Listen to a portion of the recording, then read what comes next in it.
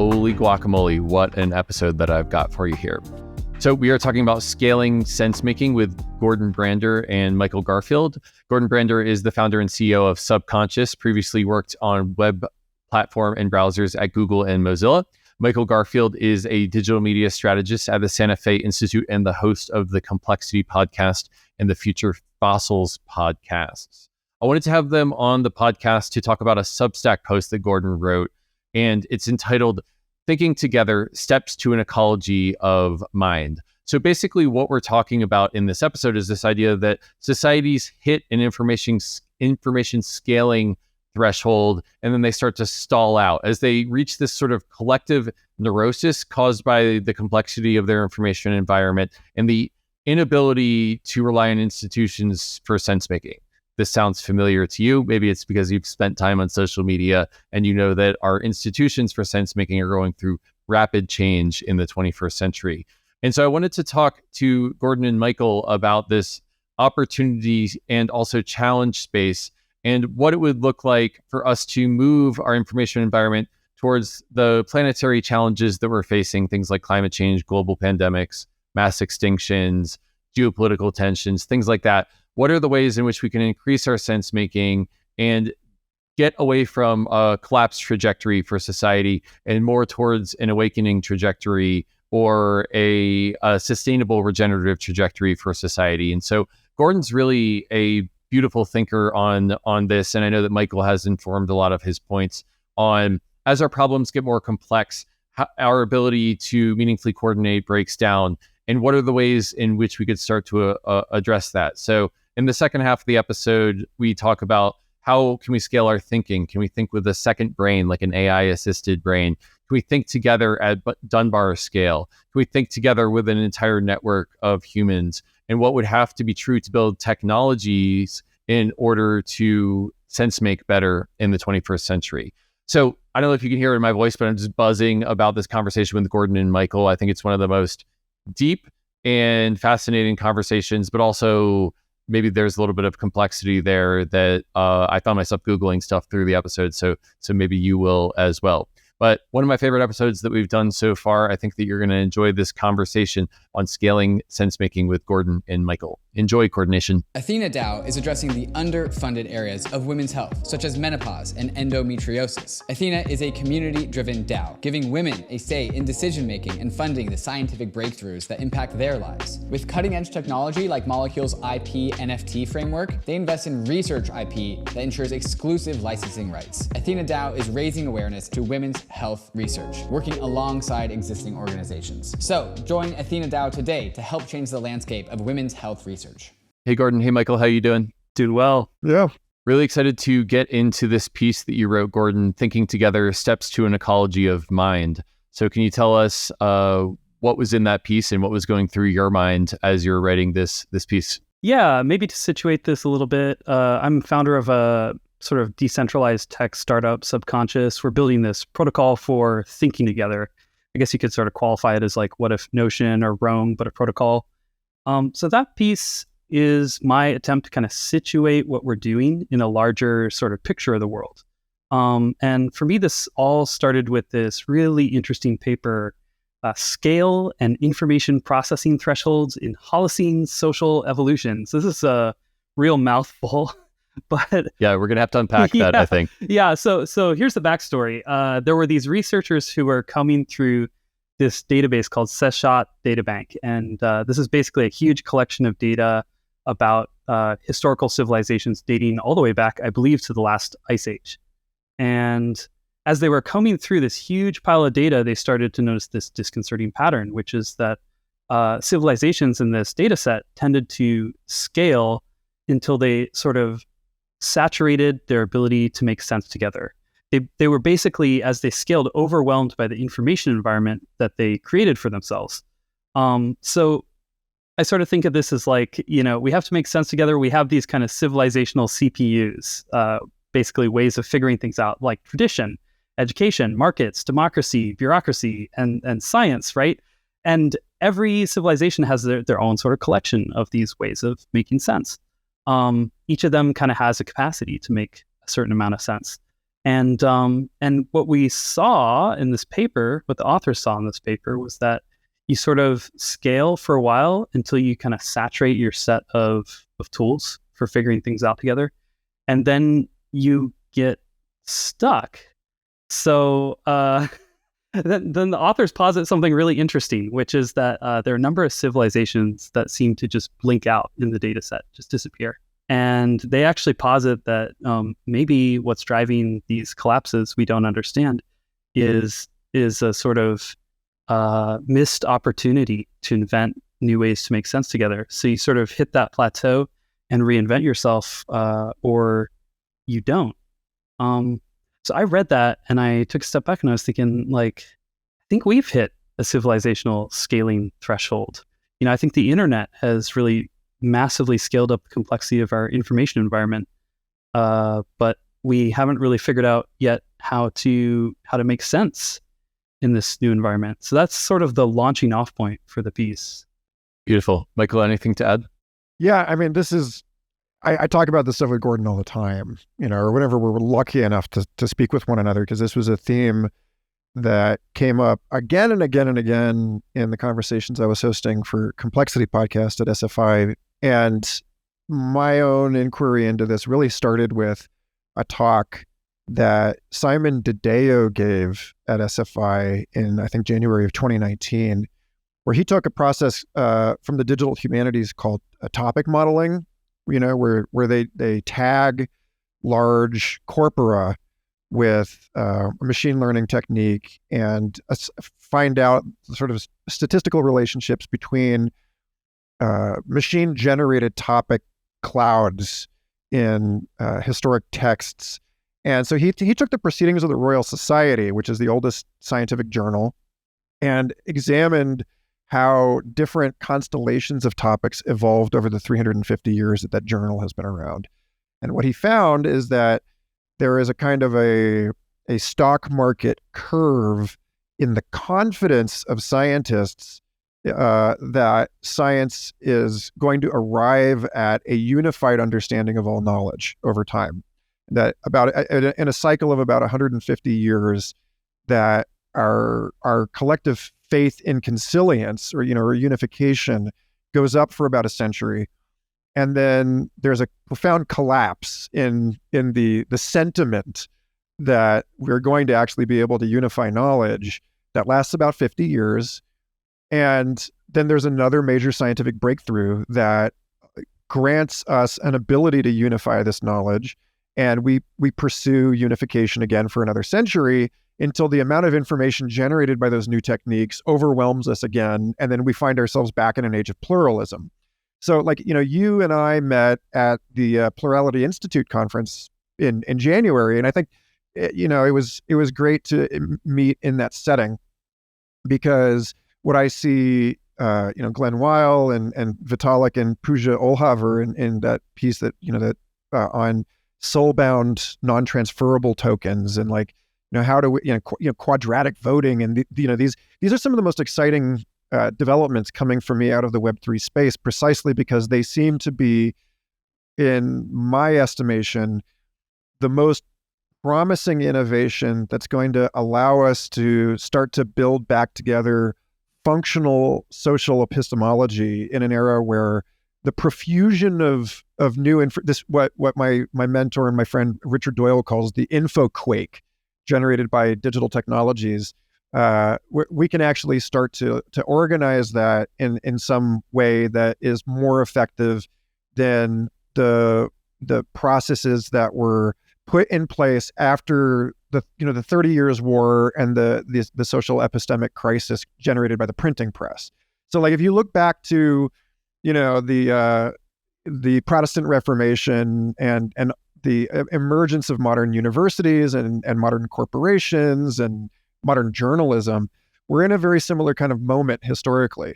And so, this is the conversation Gordon and I are in all the time, is how do the kinds of tools that he's building and the kind of tools that the folks in the Plurality Institute scene are building start to help us patch new forms of collective intelligence together that keep us from vanishing into history like those communities that just disappear in the Seshat database. Yeah, I think this is key too, because most of our civilizational CPUs, our ability to sort of make sense together, the tools we have date back like to the 18th century, to Michael's point. Like, these are the tools that sort of, I guess, allowed societies to scale to sort of state levels of complexity. But they're just getting DDoSed by the internet, right? Like, we can sort of see like people spinning fractally off into like algorithmic reality bubbles, and just weird selection pressure for memes that are kind of like social scissors, and and disinformation, and in general, it just seems like the complexity of the environment is like at least an order of magnitude too large for those institutions. I want to pinch and zoom on something you said.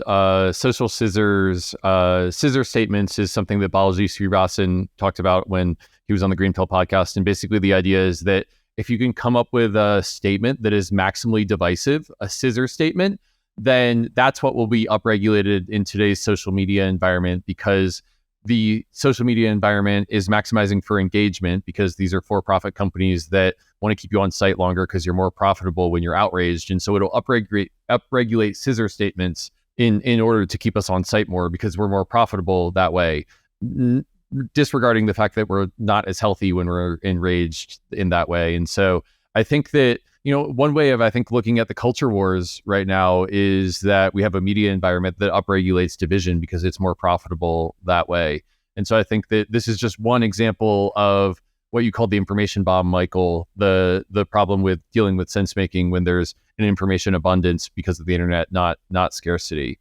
So, yeah, I mean, I'm wondering if you could take us forward, Gordon, into the piece and how you think this all plays out if we don't solve for social sense making and we aren't able to keep up with reality. Like, what are the trajectories forward?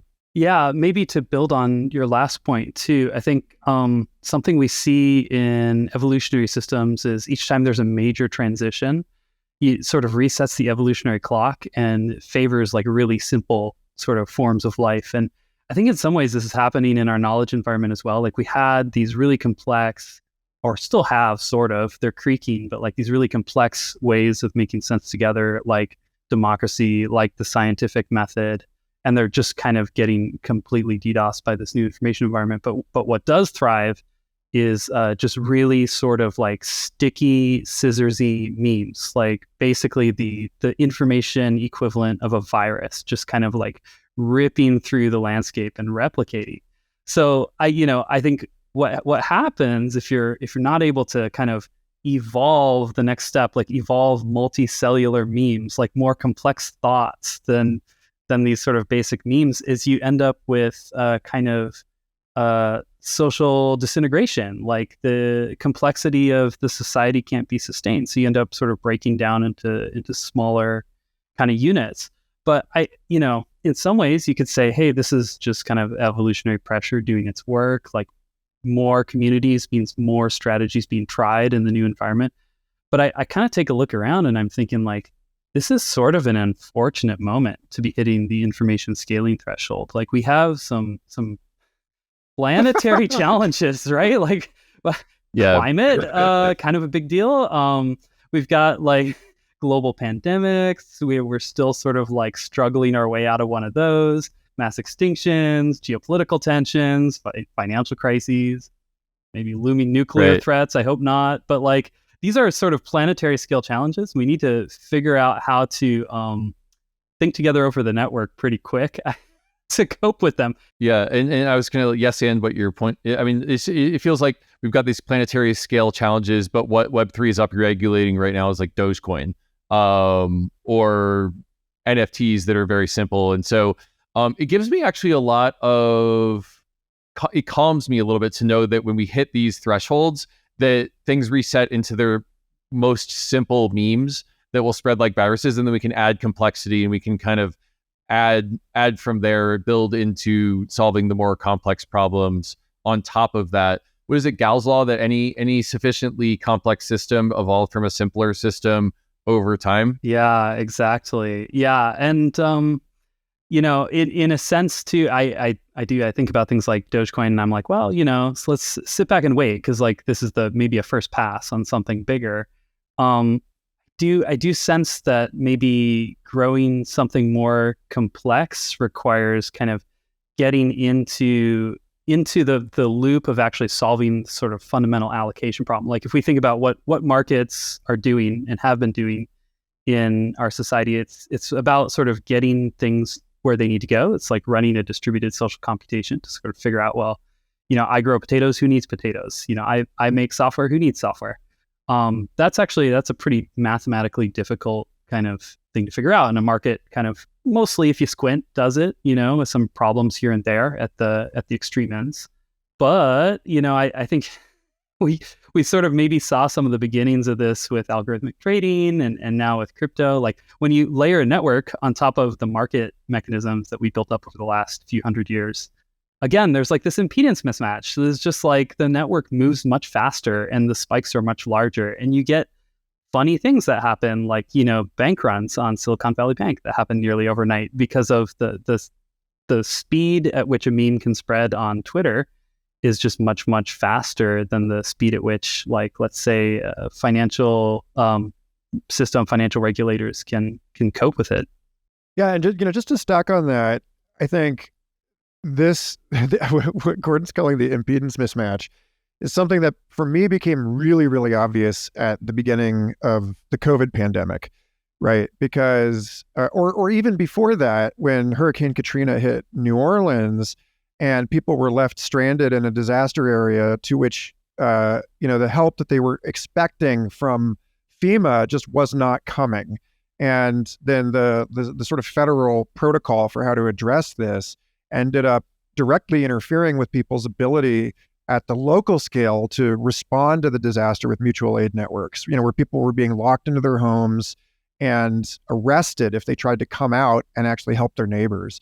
And, so when episode 139 of Future Fossils was a monologue in which I got into the mismatch between the latencies at which this kind of sense making and strategic decision making is available to us through these global systems, or even nation scale systems, which have evolved due to the efficiencies of an economy of scale, right? So like there are certain ways that just-in-time supply chains are very, very handy, but then when it comes to they end up undermining a lot of the resilience or even anti-fragility that's afforded to us through diverse cultures and diverse strategies from a kind of a patchwork of more local scale organizations. And so we're at a point now where the problems generated by like the externalities that are a natural consequence of these economies of scale, the way that these systems quote unquote coarse grain or address things at a very low resolution, and so a lot of stuff gets missed. I mean, this was like I'm writing this book right now about the lessons from Jurassic Park and the legacy of chaos and complexity theory in the 21st century. And one of the things that that Jurassic Park popularized this notion of the butterfly effect, which is not really about the influence of small scale perturbations on macro scale phenomena. It's about the inability of us to model the effects of stuff that's falling below the layer of resolution in our models, right? It's not that the butterfly is causing the hurricane all the way across the world. It's that we can't predict the hurricane by creating a model that is coarse-grained enough that it misses the influence of the butterfly. And so there's a great piece that I'm citing in the discussions around this book, Jurassic Worlding, by Tink Zorg, tinkzorg.wordpress.com, called Welcome to Jurassic Park, which is all about how Jurassic Park can be read as a kind of prophecy of supply chain cascading failures in COVID. And so, I mean, this is just to like make the stakes clear in why a a more mesoscale organization and, restoring the sort of, the relocalization of sense making and decision making through technologies like, Gitcoin and like subconscious matters in the world, is because the larger systems that we now depend on as a global civilization are creating monsters that cannot be addressed at the scale of top-down decision making. Yeah, so increasing resolution is good, is my reductionist way of repeating your point. Although there's there's a certain irony in making a reductionist point about increasing the resolution, but we'll save that for another time. Well, we're getting towards the second half of the episode, so maybe I'll pass it back to you, Gordon. And I think that you have 3 trends that you see as finding a path forward, and I'd love to hand the mic to you to take us through those and to guide the conversation forward. Yeah, that's right. So there's this insight from cybernetics that if you find yourself in a complex environment and you want to have agency in that environment, you basically need to kind of be as complex on the inside as the world is on the outside. So this is called Ashby's law of requisite variety. He says only variety can absorb variety, or if you want to make sense of a complex world, you have to have a model that's equally complex. So, I would say hitting the information scaling threshold is our society no longer having a model that is complex enough to cope with the environment.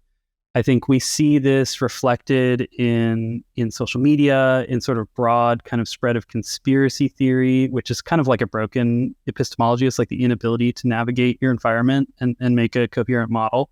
So the first trend that I think I see that's maybe kind of a reaction to this environment, people just trying to keep their heads above water, is this rise of what people call tools for thought. So a tool for thought, this kind of, I guess you could construe it, it's like it's a fancy notebook, but really it's tools like Notion, tools like Roam, tools like Logsec. We sort of saw a renaissance of these tools a couple of years ago, and people basically building huge kind of personal libraries of information that they found on the web, making sense of the world around them through these tools. I think what these tools do is they let you level up your understanding. They kind of let you drink more of the fire hose and actually make useful sense of it. So I think it's maybe not an accident too that the last time we had a huge social transition, like around the Enlightenment era, which is sort of early era of maybe industrialization, social change, upheaval. There was a huge craze for what is called like a commonplace book, which is basically just like a diary, right? But people would like write everything down. And there's some really like funny Twitter accounts that like replay some of these commonplace books, like a window into that time. But it's sort of same thing. You have to externalize your brain because the information environment's like too complex to shove into one head, right? So you create a second brain, and there are great tools for this. But I think, there's maybe a limit to what you can do at the individual scale. Like you might be able to kind of keep your head above water, start to make a little bit of sense of your surrounding environment that way. But, I start to ask myself, in what ways might we sort of start to rebuild the ability to think together, actually? And this brought me to Robin Dunbar's work. Michael, I'm sure you've probably got a bunch of footnotes on Robin Dunbar, who's done a bunch of interesting anthropological work. But one of his more famous notions is the idea of Dunbar's number. So it's this idea that the human brain is able to basically keep track of about 150 people. And what's interesting is that within that scale of 150 or less, we tend to actually kind of fall into cooperating really effectively without thinking about it. Because this is actually what we did for most of our history, like hundreds of thousands of years on savannas or tundras, hunting mammoths, in small groups, and dancing around campfires, all that kind of stuff. So I look at the internet and I'm like, hey, it seems like we're doing a pretty ineffective job of thinking at scale. We start to see, sort of in keeping with this notion that evolutionary landscapes sort of start simple first and then work their way up. We're starting to see people think at an individual level with these tools for thought. But, maybe actually the next step is thinking together at kind of Dunbar scales. And, I kind of think the rise of the group chat, the rise of the cozy web is maybe a reflection of this, like the rise of the little like sub 100-person Discord of people making sense together. And this doesn't necessarily even need to mean like arriving at facts, right? Or pursuing science or anything like that. It just means like literally kind of vibing together and figuring out a way of life that works for you and your group. So I see like this kind of bottom up exit from global social media and toward these smaller forms of sense making is maybe like a hopeful signal. The back half of my article is kind of exploring something that I think is unsolved yet, as of yet. And that's how do we actually get beyond thinking at an individual scale, thinking at a group scale, to start, thinking across the internet, thinking over the network at larger scales and maybe even planetary scales. I don't think anyone has an answer yet. I think our project is sort of pulling on some of these threads. But I do see two maybe hints here. And one is this notion of an egregore. I'm kind of actually maybe has this come up before with one of your previous guests? We haven't gone into egregores yet. Let me summarize what you said, and then we'll get into egregores. Yeah. Egregores. How's that sound? So basically, there's a challenge with how much information society can process. We've hit an information bomb in which we can't make sense of all the information.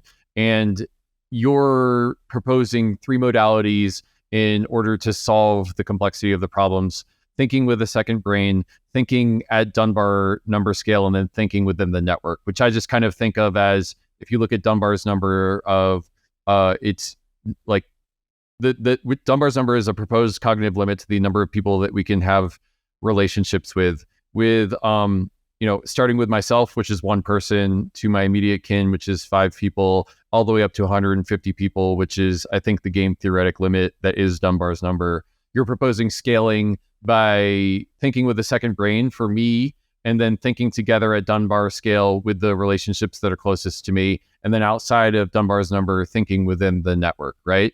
And so scaling sense making within those ways by, let's not get into the means, but like those are the directions that you're proposing. And I think that brings us to sort of like, what is an egregore at that point? Yeah, that's right. And so I want to also note the leap from personal and small sort of Dunbar scale group to something larger. There's like a big chasm there, because the first two we know how to do like instinctually. It's part of our evolutionary makeup as social creatures. But the last one, it's like actually most of our problems, this information scaling threshold, is caused by our previous sort of like bolt-on social technologies for dealing with the information environment failing. And so now we have to invent some new ones. So like, what does this look like? I don't know, but I see hints. And this notion of an egregore is one. So an egregore is kind of like a meme creature. We were talking earlier about this notion of scissors memes, like memes that sort of create a trench warfare, right, between 2 groups. And it's just like you say something, and to one half it's like infuriating, and to the other half it's like galvanizing, and then they're just like lobbing things back and forth. And the meme is getting replicated because some people are quote tweeting it to dunk on it, and others are replicating it because they love it. If you are a virus, like that's who you want to be. That's where you want to be, right? Because you're getting replicated by people who hate you, and you're getting replicated by people who love you. And if we just think about information as a kind of almost like an evolving creature, right? Like just setting aside people's actual beliefs or what they think they're doing, like the memes that sort of are able to create those conditions are going to outcompete the memes that don't. In many cases. So the notion of an egregore is like almost like a collective behavior that emerges from the structure of the network and the memes that are being sent around. So you kind of, you repeat an idea often enough, and the network will start to behave in a certain way. You mention certain words on Twitter, and you're going to get like people swooping in to kind of like dunk on you or like, high five you. It's almost like this collective behavior is like a character itself. So this notion of an egregore kind of, Mike, you actually might know this is drawn from the occult, is it not? Yeah, it's the Western esoteric magical traditions that came out of this. I mean, if you look at like even like Christianity, with where three or more gather in my name, there I am. This is an articulation of something that, like, for me, this is the most interesting question that comes out of or this is something I've been pursuing since I discovered complex system science in 2005, because the math that governs the evolution of syntactic language is generalizable to the math that explains the origins of multicellularity and complex social organisms and the human technology relationships. It's every major evolutionary transition is governed by the kind of drivers that you're discussing here. And what I think the most kind of optimistic thing about what we're living through and the way that it's changing the frame through which we understand all of this is that we're no longer seeing ourselves as discrete individuals, but we're seeing ourselves as members of a kind of colonial organism. And that's a natural adaptive response to this thing. And so just as a point to your remarks on the 100-person Discord server, right? There was a great piece that came out a couple of years ago from the UC Santa Barbara team that included my buddy Albert Cow, a former SFI postdoc, on how in response to mass capture fishing, oceanic fish schools are actually getting smaller because they're no longer desirable targets from these huge net capture ocean fishing operations. And so I think that Discord and Mighty Networks and these other kind of more bespoke social networks online are kind of like these small fish schools that are evolving in an adaptive response to the emerging universal surveillance architecture and the attention economy and the way that it's preying on us.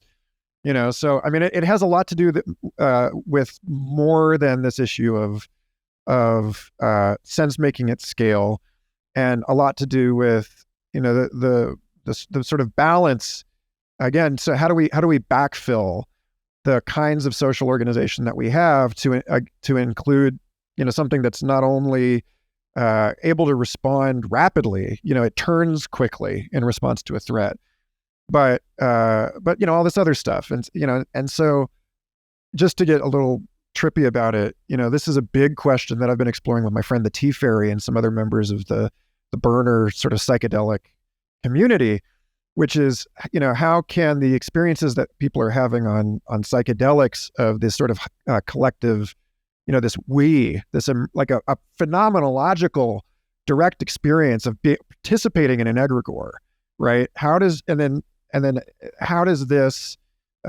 we start thinking about using psychedelics not only as the objects of psychedelics research, but as instruments in coming up with new questions that we can ask and new experimental designs that allow us to inquire into things that can't be really understood, or inquiries that can be addressed at the level of an individual human intelligence. And that's what your tools are doing for us. And I think of the internet basically as a psychedelic substance that's creating the kind of problems that you have when you realize that you are just one corner of this emerging we-ness that what did William Gibson say? Consensual hallucination. Yes. So Egregore. So we got these sort of this concept that was borrowed from sort of esoteric traditions to talk about this weird phenomenon that emerges on very large digital networks of emergent behavior that repeats and almost has a kind of personality, like these kind of mimetic entities. Like, why is this important? Why, like, to sense making? I look at this and I'm like, well, an egregore is, in a weird way, a large number of people indirectly cooperating together to produce behavior. Like, I would say most of the egregores that we've managed to bring about on Twitter or Facebook are not benevolent. Like, they're not really very healthy egregores. But I think there's this open question, like, can we actually tame our egregores or maybe co-evolve with them or like work with them in order to produce something meaningful, like some sort of meaningful behavior over the network that's coordinated. I suspect for that to work, we're going to need to probably incentivize things other than engagement. But there's I think maybe another interesting thread to pull on here, a sort of second hint at like what it might mean to think together at large scale, and that's what's happening in AI and LLMs. Like if you squint, you could sort of look at a large language model, which is trained over basically the entire corpus of the internet and then some, as almost like a crystallized egregore or like a crystallized colony of egregores. Like somebody took a snapshot of that whole internet with all of its weird interconnections and that latent structure of communication, and you're able to kind of like summon aspects of that out through a prompt, right? This is interesting. It's like, it's as if we've taken a snapshot of our collective intelligence and provoked it into speaking back. I don't know what this means yet, but I think it's important. I think a lot of people have been indexing on the challenges that LLMs bring about with regard to disinformation, sort of mass generation of spam. But I kind of look at it and I'm like, wow, we've captured the human zeitgeist and we've taught computers to dream. Like this is like machine intuition, artificial intuition. And I wonder in what ways might we actually think more effectively with these sort of crystallized egregores than without them. I kind of wonder, sort of following Marshall McLuhan, the answer is inside the problem, not outside it. This is part of our project at Subconscious. Like part of my hypothesis here is like you actually want to think with these LLMs. We're building a tool for thought powered by AI. And also by a distributed knowledge graph. So this distributed knowledge graph is, you could think of it as a massively multiplayer, almost like a Roam graph, but like as a distributed protocol with many, many people collectively contributing to it. One of the things I think we're going to need to do to get to, sort of better memes, multicellular memes, is apply like selection pressure to new information that actually promotes like sort of the emergence of more complex thought. Funny enough, I actually think this is something that early internet did really well. Like Google had this notion of PageRank, and PageRank, the basic idea is the more things that link into a piece of content, the higher it gets ranked in the search. And this is sort of a transitive property. Now, the funny thing that this does is it sort of selects for the evolution of almost like little mimetic genes, like little things that are worth linking to. And then the act of linking to them, you're sort of like stitching together with links like many other genes and creating almost like a multicellular concept. So what we're building with Subconscious is going to be basically using AI to help you dream and sort of game mechanics to help you fold your thoughts together with the thoughts of others. You can follow others, and every follow is a new synapse in your second brain. So there's a kind of like, I hope, a gradient from thinking by yourself to thinking in small groups with the people you follow, sort of thinking at scale with these AI egregores. Very cool. I'm going to try to play back some of this just to say it back to the audience and hopefully ladder up their understanding. So in a lot of ways, I think of what we're talking about here as there's a duality between individualism and collectivism. I am a person who has an understanding of this conversation, but as a collective, we've got multiple perspectives on this conversation. And thinking with the network is an individualist-centric way of leveraging collective intelligence.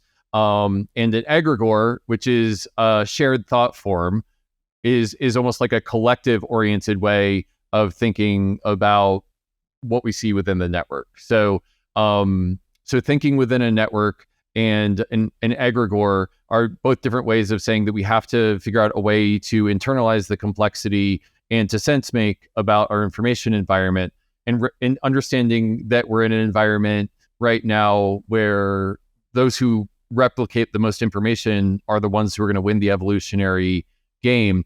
And we're in this place right now where social media optimizes for scissor statements. It creates it creates division, it creates outrage, and that's how we propagate the memes. And I think that like Nathan Schneider always talks about how social media right now can only destruct power, it can't construct power. And this is why you get things like cancel culture, but you don't get like sense making like to the level of like society could depend upon. And so you're proposing, Gordon, that AI could be a way for you to manage complexity, to create an egregore that has your best interests at heart, but also can manage that complexity. AI that helps you dream and sense make. And that's what you're working on at Subconscious. So that's my way of playing it back. Is there anything I missed or got wrong there? That's about right. So I broadly think of this as, in design science literature, you have this concept of the diamond model, like basically creative work being sort of, you have divergent phases where you're kind of increasing the rate of mutation, creating new ideas, and then a sort of convergent phase, like the other side of the diamond, kind of narrowing down, you're winnowing, you're polishing. Most kind of creative processes that produce useful outputs end up kind of broadly falling into something like that. If you kind of squint social media, it's like purely divergent, right? Like it basically, there's all these pressures to kind of like fractally fragment off into little kind of filter bubbles. And it's sort of a fork-only information environment. Like if we think of this as like a Git metaphor, right?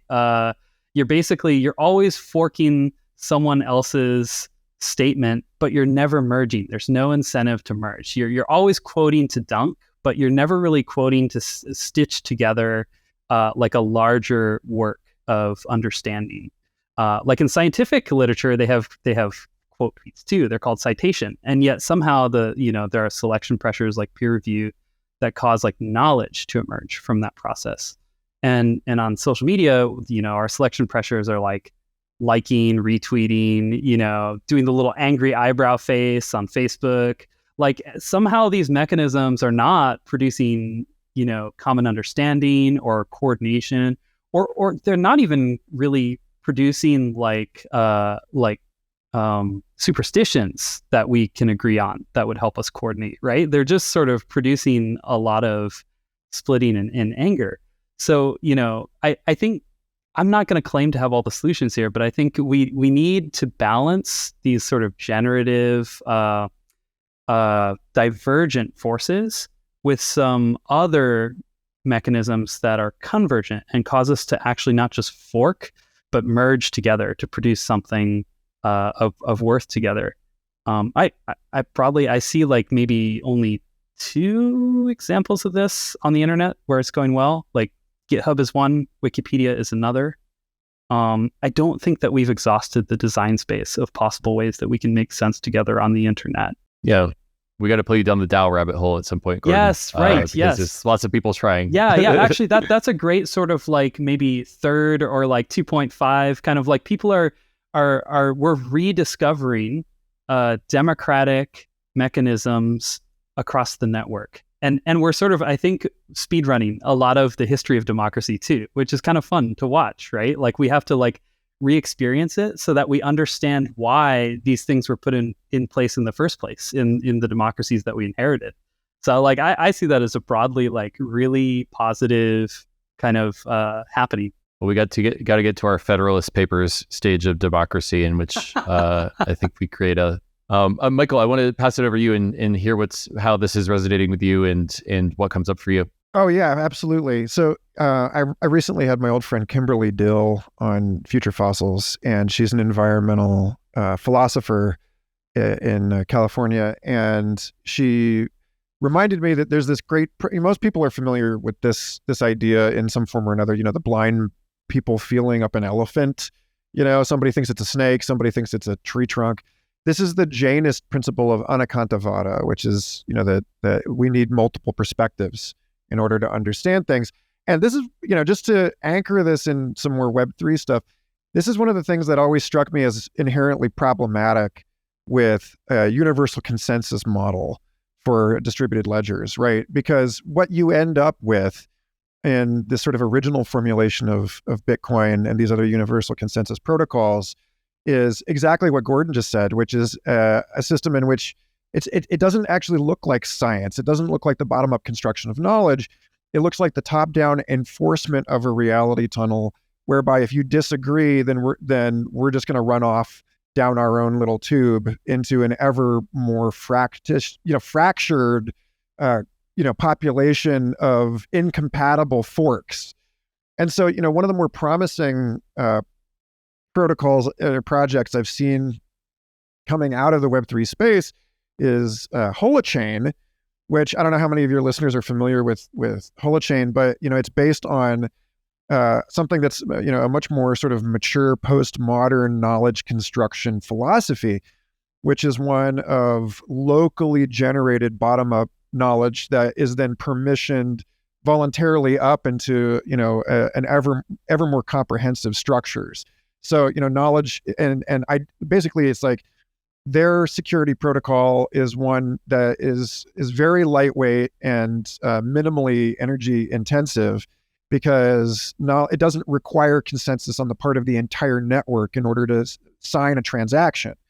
And so you end up with something that looks in practice considerably more like the way that third-person verification of the results of a scientific experiment can then be replicated more and more and more. And so this is an interesting thing about some of the more confounding puzzles presented to science right now with like the replication crisis are because there is something in the modern formulation of scientific research that's attempting this view from nowhere, where we pretend as though the situated knowledge of the people running the experiment doesn't exist, that this is purely objective, which is of course nonsense, because there are all these factors that we have left out of the design of our experiments. My favorite being this question of why you can run horticultural experiments at different times and get very different results, and it turns out that it has to do with the phase of the moon and tidal forces pulling on these plants that you're growing in a basement somewhere. But if you're not thinking about all of this stuff outside of the context, like basically you can't ever reproduce an experiment perfectly, because there's always something beyond. You're not dealing with closed systems. And so any kind of scientific paradigm that addresses the world through this sort of fiction of closed systems is going to end up with replication problems. And this is the same thing that we end up with, problems in governance that attempts to solve things from this sort of, omniscient view from nowhere.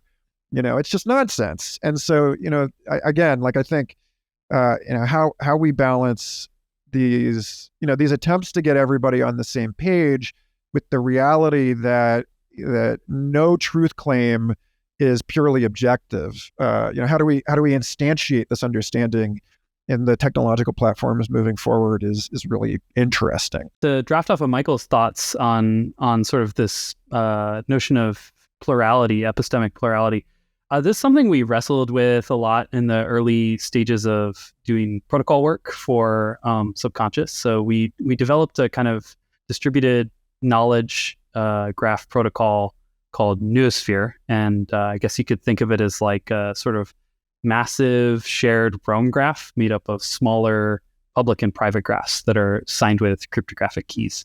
So in Noosphere, like the sort of base protocol, there is no sense of like absolute truth, actually. Like every kind of concept is rooted to some key, which is self-sovereign. It belongs to some user. So it's not, this is what the concept of Git means. It's like, this is what the concept of Git means to Gordon. Or like, this is not like, it's not like, this is what the concept of money means absolutely. It's like, this is what the concept of money means to Gordon. Actually, the way this is reflected in the protocol is you sort of are always saying at Gordon / something, at Gordon / money, at Gordon / cats.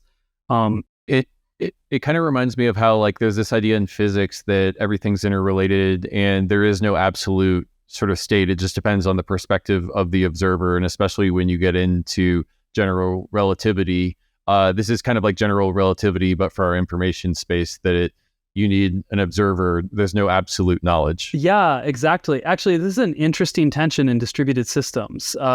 One of the things about decentralized systems is you can't really appeal to a source of truth. So you have two options if you want to do some sort of source of truth. You can create some centralized repository that is controlled by an authority, or you can use a blockchain.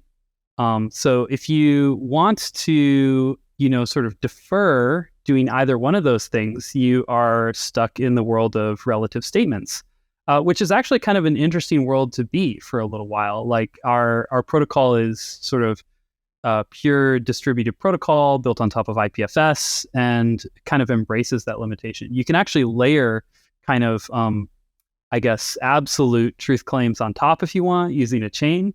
But we actually thought it was kind of interesting to try to solve the problem of like bottom up shared meaning and just sort of rooting claims in a community or in an individual as represented by like a secure cryptographic key. So I guess broadly, you could think of it as like, in crypto, you have wallets and you have your key pair. In Noosphere, you have your graph, and that also is represented by a key pair. Your private key allows you to write to it. Public key allows you to address it. It's an interesting construction. Michael, anything to add? Not really. I mean, I feel like, again, just moving forward, I have a lot of hope for what y'all are working on respectively, because I guess the last thing I can say is that I have found, generally speaking, to Gordon's earlier comments on large language models, I've found them in a way moving against the current of what's required here. And I don't know if there is actually any substance to this, but apparently a couple of weeks ago there was an ostensibly leaked Google internal memo on how the clash of the titans between Google and Microsoft was getting lapped by open source language model development on much, much leaner, smaller models that could be run on a phone or something like this. And I see this, there's a great piece that's inspiring the book I'm writing by W.J.T. Mitchell, who's a media theorist at the University of Chicago. It was a follow-up to Walter Benjamin's essay on the work of art in the age of mechanical reproduction. And Mitchell wrote this piece called The Work of Art in the Age of Biocybernetic Reproduction, where he looks at Jurassic Park and the shift in emphasis from the Tyrannosaurus as the sort of principal villain of dinosaur fictions to the velociraptors. The raptor, yeah. Yeah, which again, like in Star Wars, you have the snow speeders versus the AT-ATs. Like there's something coming forward in the zeitgeist right now that understands lean, agile, nimble stuff to be out competing these enormous, cumbersome, energy intensive and very ponderous systems. And so, when I look at, again, like the problem that I think we're facing with like ceding control to stuff like Bard and ChatGPT is that it's allowing the mean to govern here. It's allowing the average of everything that is reflected in the cultural corpus of humankind to be what's giving us the answers. And we all know that the average is a path to, if we're relying on the average, we're going to get a path to mediocrity. We're relying on the lowest common denominator. We're not really invoking human intelligence in its finest hour. Right. And so, I think that this Copilot development or, the, systems like Leica, which is coming out of a pair of developers from Copenhagen that they allow you to build author-specific authorial brains that write in your personal style. I think that this is where this stuff is headed because, I'm not getting what I consider to be useful, personally tailored information out of ChatGPT. That's why its writing sucks. That's why you can't get really, really beautiful prose out of this thing because the vast majority of writers are not that good. Here I'm actually pretty hopeful. I wrote a piece back in, I think it was January, basically hypothesizing that that OpenAI didn't have a moat and wasn't an aggregator, which is the sort of extreme kind of defensible, locked down business model like that Facebook or social media leverages network effect to kind of keep people locked in. And my hypothesis was like, well, yeah, there are large costs that go into creating these models, but they're kind of like one-time costs, and then the marginal costs are much lower.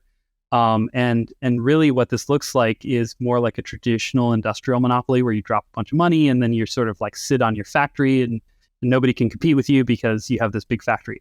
The problem is that with software, that doesn't really work because software is basically zero marginal cost copy. Once you've created this LLM, it's relatively easy to clone it. And this is exactly what we've seen happen, right? Like we've basically seen open source clones based on Llama or on other things, like just months after the closed source one. So I think, for good or bad, we're going to end up with a proliferation of open source models. I think that this opens up some hopeful possibility for like user-owned AI, for AIs that are basically acting on behalf of individuals and communities instead of like top-down for OpenAI or for Microsoft or for Google.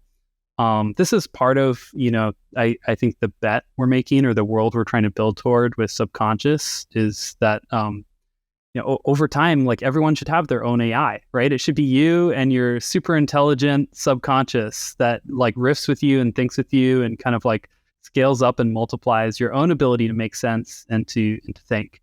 And just aside from what we're doing too, I think I see this as hopeful. I saw this tweet a few days ago by Professor Sarah Emery Walker, who I'm pretty sure you've interviewed, Michael, but she said the G in AGI should be replaced by global because whatever intelligence emerges which surpasses our own is likely to be just that, emergent as a collective property of our own intelligence and globally integrated tech, not explicitly designed by us in a lab to be general.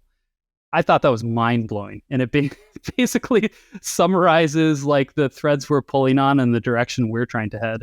And when you think about it in that way, AGI alignment takes on a new perspective where it's like, oh, if this is our global intelligence, then how much is all of humanity aligned right now? Yes. We've got social media that tends towards outrage and scissor statements. And so it kind of brings it back into how do we create more sense making for humans before we start layering AI on top of it. Way easier to align AI to the needs of your neighborhood than to the diverse needs of everything in the biosphere.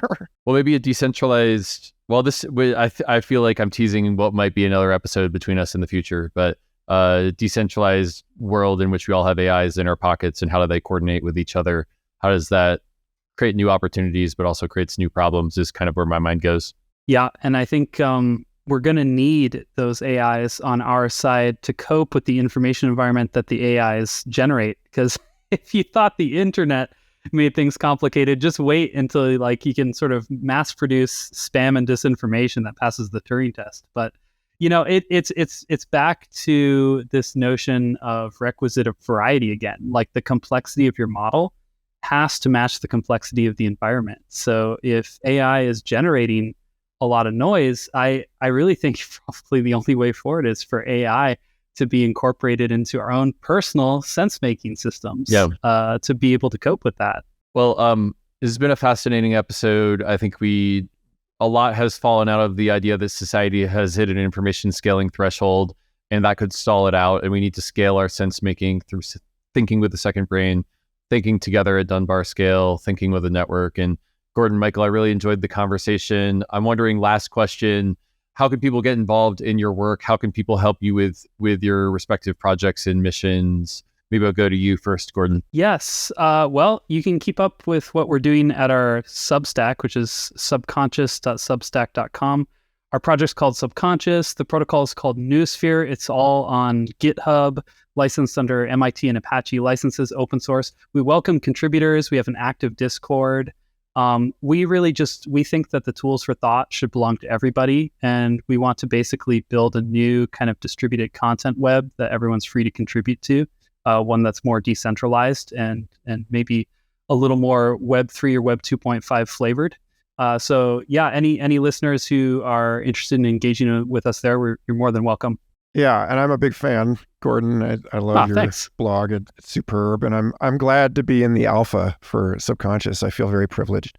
And then, as far as I'm concerned, michaelgarfield.substack.com is where I publish Future Fossils. I have a very large Facebook group and a very small and intimate Discord server. But having just left the Santa Fe Institute and being adrift like Link on my glider above the landscape of all of this stuff, I not only welcome people into the conversations that I'm facilitating, but invite listeners to solicit me if you're interested in bringing me on in an advisory or consultant role, because I'm completely unclear about what it is I'm doing next, other than continuing with this stuff, and would love to sit in and help people think through these kinds of questions in their own projects and organizations. Well, I will personally attest that your writing and thinking is fascinating, and that goes for both of you. So there'll be links in the show notes where people can check out Thinking Together, which is the essay that this podcast was based upon, Subconscious, which is Gordon's Substack, and then Michael and your links will be in there as well. So thank you both for joining me. Really enjoyed the conversation and the sense making that we're starting to do together. So thanks again. Thanks, Kevin. You're awesome. Keep it up. Yeah, likewise.